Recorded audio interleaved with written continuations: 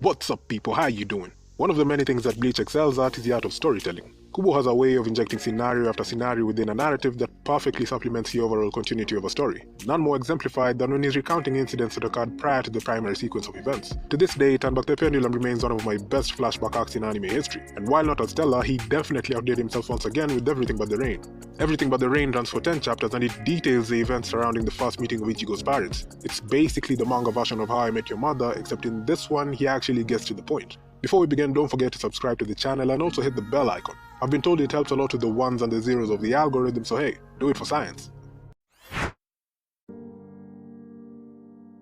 The flashback is a recollection of events by Isshin, but it's not always from his perspective that we get the full story. Obviously, the events leading up to this trip down memory lane are also very important.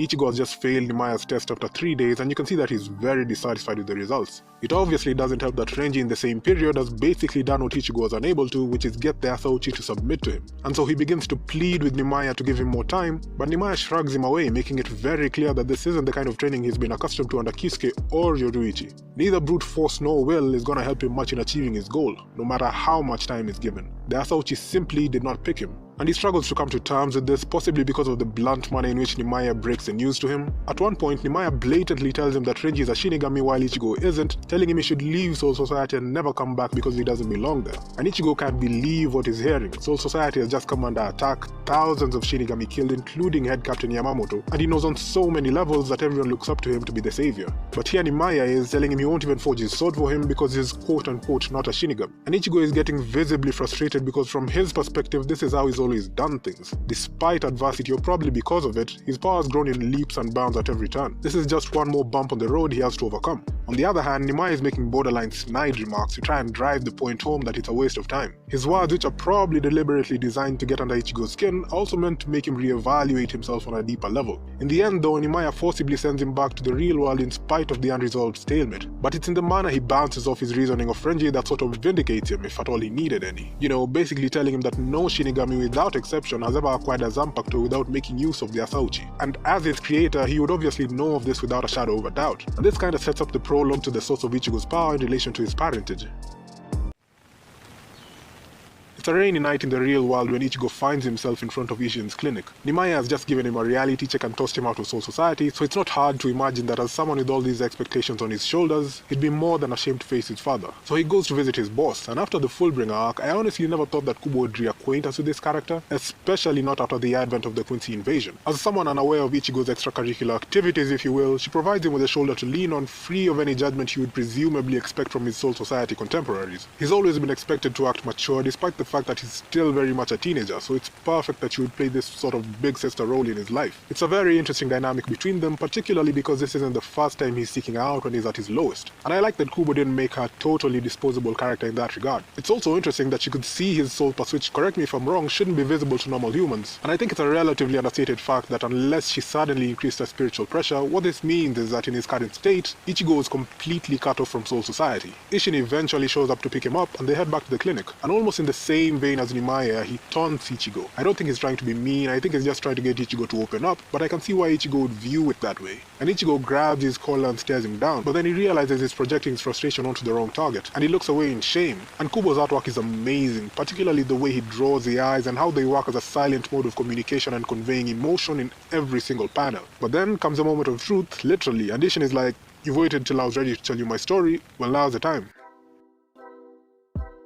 A little over 2 decades prior to the current events, Isshin shows up as a 10th Division captain. He looks much younger, he doesn't have the scruffy beard, but it's pretty evident to see that he's still very much the same carefree guy you first got introduced to. We get to see Rangiku as his vice captain, and she's running around all over looking for him because he seems to be skipping out on work. And it's really funny that she's trying to get him to work simply because if he doesn't, it's her responsibility to do it. She's gradually been increasing his workload, thinking he wouldn't notice, and it's refreshing to see that Rangiku has always been Rangiku, you know, pushing work onto her superiors so she can have more time to play. We also get to see Toshiro in his younger years as a third seat, and he seems to be the only person serious about doing the paperwork. There's a very warm, feel-good relationship between the three of them, almost like a family. They're very free and unreserved around each other, which is refreshing because we don't get to see this much in the other squads. You know, Isshin having a go at Toshiro for eating his dumpling and trying to hide it, or the both of them lightheartedly agreeing that the 10th Division would be doomed if Rangiku became captain. It's all very vanilla, if you will. That is, until Toshiro presents a report to Isshin essentially saying that over the past couple of months, there's been 3 Shinigami deaths in Naruki City, which which is presumably the 10th Division's jurisdiction. And this is where we get to see a character trait of Isshin which is remarkably similar to Ichigo, and probably where Ichigo gets it from. He hears the report and immediately rushes out with zero preparation and zero backup. He fears that the Shinigami stationed in the real world could possibly be in danger, and he wants to settle it without any more casualties. So he rushes to Naruki City without any authorization from the head captain. And it's very reminiscent to the second arrival of the Espada in Karakura town, when Ichigo is training with the Vizards, and despite the warnings, he forces his way out to go fight against Grimjaw. Both of them display this sort of tunnel vision to jump into fights against the better judgment of their peers. At the same time, we get a shot of Karakura town, and we get to see Ryuken and Masaki in their teenage years. As the last surviving member of the Kurosaki family, she's taken in by the Ishida family to preserve the noble bloodline of the pure Quincy's. And while she doesn't explicitly say it, you can tell that she's not overly concerned with the customs and traditions of the Quincy. Ryuken's mother is constantly making an effort to mold her into the ideal Quincy, obviously with plans to marry her off to her son. And Masaki is not dumb, she picks up on her intentions, which makes it very awkward for her every time they interact. Personally, I don't think she's against the idea per se. She certainly gets along well with Ryuken. It's more the case that she's a free spirit and wants to decide the direction her life takes. On the other hand, Ryuken, like his mother, is compliant to the Quincy customs, which is a complete turnaround from the views he shares in the current timeline, so something has definitely changed there. But despite his dedication to his race, he seems to have a soft spot for Masaki. He's always trying to intercede for her every time his mother wants to have a spat, at the same time letting Masaki know that it's not her fault and that his mother is just under a lot of stress. It seems like it's about to rain when Isshin makes it to Naruki City, and because of that, you get the impression that the stage is being set for something very sinister, especially when it becomes apparent that the other Shinigami similarly died on rainy nights. Once it starts to rain, Isshin attempts to lure out the culprit by releasing his spiritual pressure, essentially making himself more noticeable. And what appears before him is a creepy black hollow with a filled out hole, and its appearance is very similar to the one we've come to associate with the hollow form of Ichigo that appeared in his fight against Ulquiorra. Meanwhile, in the background, it's Aizen, Gin, and Tosen who are pulling the strings, and as it turns out, this eerie looking hollow is a product of their experiments. According to Tosen, this black hollow, which he ironically names White, has the ability to holofy other Shinigami. And I think it's brilliant to see that after Kisuke's banishment, Aizen's century-long experiments didn't go totally unnoticed. It definitely cements the idea that his research wasn't simply done in isolation. It had real consequences on real people, which says a lot about his character. Isshin is having a bit of trouble because White seems to fight like a Shinigami, and Tosen makes a point that White is a step up from their previous experiments. It's the first hollow that's been infused within the soul of a Shinigami, so in that regard, it's kind of a mini breakthrough for them. This back and forth exchange between Isshin and White plunges them all over the place, and they end up encroaching past the boundaries of Karakura town. Masaki, immediately noticing their spiritual pressure, runs out to go help, again exhibiting a rather thoughtless tendency to jump into action without thinking of the consequences. Before leaving, she delivers this speech to Ryuken, basically saying she couldn't live with herself if she let someone die because of something like tradition.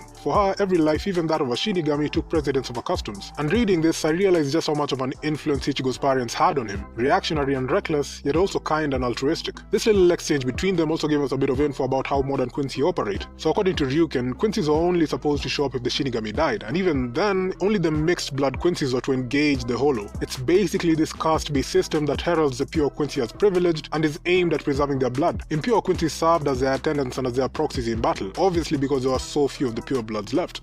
Moving on, it's only until White uses Zero that Isshin notices someone has to be behind this unusual creature. You know, there's no way it would have been able to stay under the radar for that long without a puppet master. It's clearly devoid of conscience and acting purely out of instinct. All he can get out of it is a shrill, incomprehensible cry. So he decides he's seen enough and he activates his Shikai Engetsu. Just as he's about to put it out of its misery, Aizen appears clad in the Reiatsu masking cloak and slashes him from behind. Seemingly, he'd been so intrigued by Isshin's unexpected appearance that he decided he had to get a closer look. And so together with Gin and Tosen, he'd been monitoring the fight in the flesh. For Isshin, the fight now gets a lot more complicated. He's unable to consolidate his spiritual pressure because of the wound on his back. Aizen even states it would prevent him from activating his Bankai because of how physically exerting it is. On top of that, he has to constantly look over his shoulder because there's an unseen enemy whose intentions he's unaware of. And it's right when White is about to hit him with the Zero that Masaki finally arrives to save him. White quickly shifts focus and lunges at her, and is so fast that Masaki's arrows can't keep up with him. Isshin is still reeling from the injuries he's suffered, and Aizen is now fascinated by the sudden turn of events. You know, just the inquisitive nature of a scientist personified. In the end, Masaki manages to lower it and take it out at point blank range, but not before it sinks its teeth into her shoulder. With White out of the picture, Isshin and Masaki finally have a chance to talk, and you can see Isshin admonishing himself, you know, like how can he call himself a captain if he has to get his life saved by a young girl? Like all Shinigami, he's out of the Quincy and he believes them to be extinct due to, you know, Soul Society purging them a couple of centuries in the past. So at first glance, he has no idea who Masaki is. From Masaki's perspective, you can feel the tension in the air. It wouldn't be an exaggeration to say that Shinigami are sworn enemies of the Quincy. While Hollows remain their common enemy, their ideologies and methods are greatly divergent. Shinigami purify Hollows and send their spirits to Soul Society, but Quincy's destroy them, removing them from the cycle of reincarnation altogether. And a millennium of war and skirmishes have been the result of their irreconcilable differences, which is why there were so few Quincy left and why they had conducted themselves in absolute secrecy. Masaki, having lived this reality all her life, completely understands that the rashness of her actions and the subsequent encounter with the Shinigami could imply a life or death situation. You can see by the relief in her eyes just how much of a gamble revealing her true identity was when she sees Isshin's reaction. It's merely a case of two sworn enemies on paper realizing that despite the generational animosity between their two factions, there can be common ground. They don't see each other as Quincy or Shinigami, simply as individuals who owe their lives to each other. And it's an experience that makes a fundamentally cathartic impression on both of them. Even after they both go back to their normal lives, they remain enamored by their encounter. Isshin admiring the courage it took for her to reveal herself to those responsible for her people's near extinction, and Masaki happily bemused by the amiability of a people she's been conditioned to believe are incredibly hostile. At this point, the only people who know of Masaki's gradual holification are Aizen and his cohorts. Kisuke briefly comes into contact with her, and he also suspects something similar due to the fluctuation in her spiritual pressure. But it's not until the Hollow's characteristic hole starts to form in her chest that we realize just how grim the situation is. Previously, Tozen was fuming because rather than a Shinigami, White had chosen a Quincy, an existence farthest from itself, as a target for holification. Technically, it's more the case that Masaki's spiritual capacity could handle the toxicity of holification better than common Shinigami, but Tozen deemed it a failure nonetheless. With an ailing Masaki in his arms, Ryuken meets Isshin, who had once again traveled to the real world without any permission. The head captain had let him off the hook the first time, so he clearly hadn't learned his lesson. He sees what's become of Masaki and is genuinely perplexed. Ryuken is visibly shook by Masaki's condition, and he certainly doesn't hold back when castigating Isshin for the oversight that led to her injury. In the middle of this tense atmosphere, Kisuke shows up and is very quick at reading the situation, and he's like, "Come with me if you want to live." Wait, no.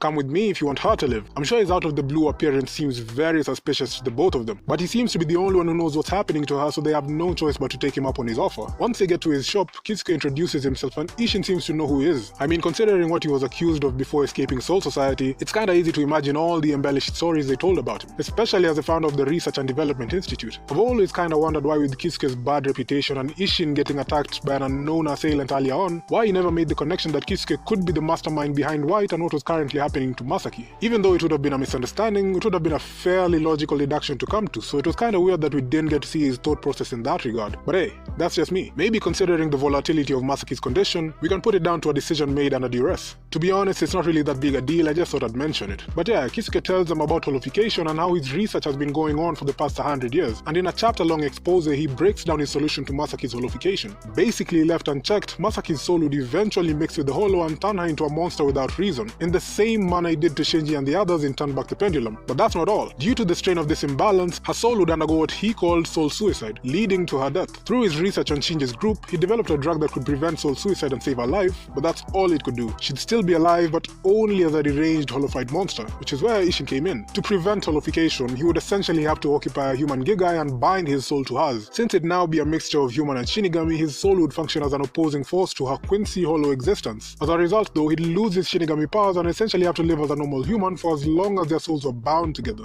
And he does it. Much to the surprise of Kisuke and Ryuken, he agrees to make the sacrifice without a moment's hesitation. Again, one of those moments where you think, that's exactly what Ichigo would have done. Well, to be fair, although the conditions are different, Ichigo later does something similar against Aizen, losing his Shinigami powers in the process, so that's case in point. The thing is, there's so much of Ichigo that we see in Isshin, or the other way around depending on how you look at it. Once he enters the Gigai, we get to see this inner world of Masaki, and as she's about to be devoured by the Hollow within, Isshin shows up to save her, suggesting Kisuke's procedure has worked. We get to see this wholesome banter between Masaki and Isshin before he emerges in the human Gigai. On the other hand, Ryuken has just betrayed everything he's ever believed in. By saving Masaki, he's 1. Set loose a Hollow-infected individual with no guarantee that they won't harm other humans, and 2. He's revealed himself to the Shinigami, endangering his entire clan. And we see through his exchange with Katagiri, who'd eventually become his wife, just how down in the dumps he was. I mean, if it weren't for her, it looks like he was planning to leave the Ishida family as a way of taking responsibility for his actions. Considering this is the last time we see him in the flashback, I don't know what to make of his screen time. On one hand, Kubo could have done considerably better in exploring his family structure and the reasoning behind his father's constant absence, how it impacted Ryuken and caused a rift in their relationship, what kind of training they do, etc. Especially considering this arc basically belonged to the Quincy. But on the other hand, everything with the Rain had one primary purpose: to clarify the source of Ichigo's power through establishing the identity of his parents. And I feel it generally achieved that, so I'm not gonna whine that I didn't get to see more of Ryuken, at least not in this particular setting.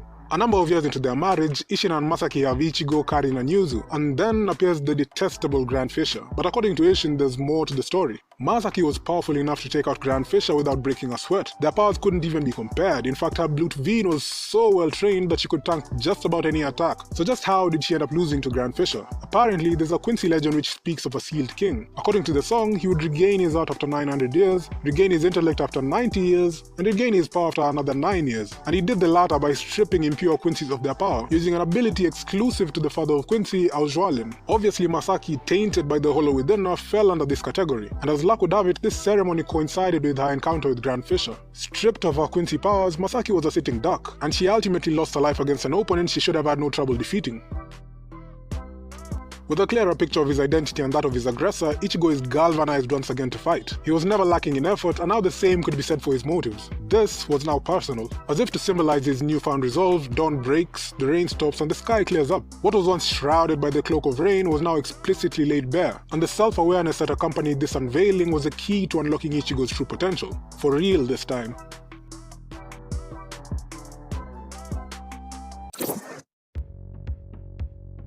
What do you guys think about this mini arc? It brought to light the obscurity of the most mysterious characters, but do you think it did their characterizations enough justice? Little side note from Kubo, it would be ideal to read it on a rainy day. Out of curiosity, I tried it and I don't know, it just felt different. But again, that's just me. Anyway, tell me what you guys think. If you made it to the end, leave a like on the video and don't forget to subscribe to the channel. Until next time, stay safe. Peace.